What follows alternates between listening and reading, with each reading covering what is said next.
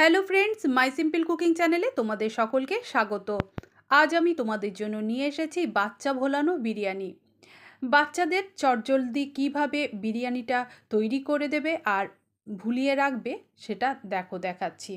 এখানে আমি চিকেনটা সকালে তৈরি করেছি। তার থেকে আমি 3 পিস আলু, 5-6 পিস চিকেন আর গ্রেভির মধ্যে যে তেলটা রয়েছে সেই সাইড থেকে তেল তুলে নিয়ে গ্রেভিটা রেখে দিয়েছি। এবার এখানে আমি 2 কাপ বাসমতি চাল নিয়েছি আর চালটাকে 2 থেকে 3 বার ভালো করে ধুয়ে চাল থেকে জলটা একেবারে ঝরিয়ে নিলাম। এখন আমি এটাকে ঢাকা দিয়ে আধ ঘন্টার জন্য রেখে দিলাম। এবার গ্যাসের ফ্লেম অন করে একটা কড়াই গরম করে নিয়েছে, তার মধ্যে দিয়ে দিলাম অতি সামান্য সাদা তেল আর ধুয়ে রাখা চালটা আমি তেলের মধ্যে দিয়ে এবার আমি চালটাকে ভালো করে ভেজে নিচ্ছি ওই 10 মিনিটের মতো।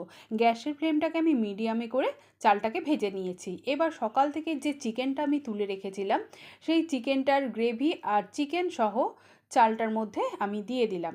এবার চালটাকে চিকেনের সাথে ভালো করে নেড়ে চেড়ে মিশিয়ে দিচ্ছি।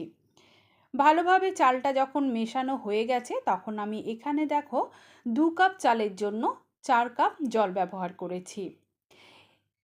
এবার জলটা দিয়ে আমি খুব ভালো করে সব কিছু নেড়ে চেড়ে দিলাম ওপর নিচ করে। এবার দেখো এখানে আমি মিঠা আতর নিয়েছি, এই মিঠা আতরটাকে আমি 4 ফোঁটা দিয়ে দেব।